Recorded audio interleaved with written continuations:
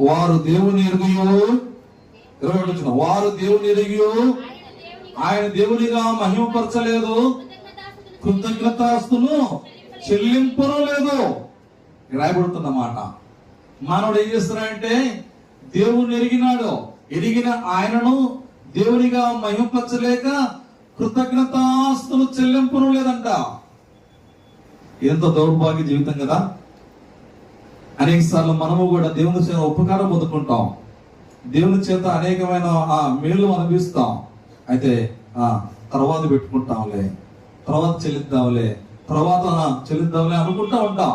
ఇలాగ సంవత్సరాలు గడిచిపోతున్నాయి, కానీ అనట కృతజ్ఞతాస్తుతులను చెల్లింపును లేదు. అంటే దేవుని చిత్తాన్ని నెరవేర్చలేకపోతున్నాం.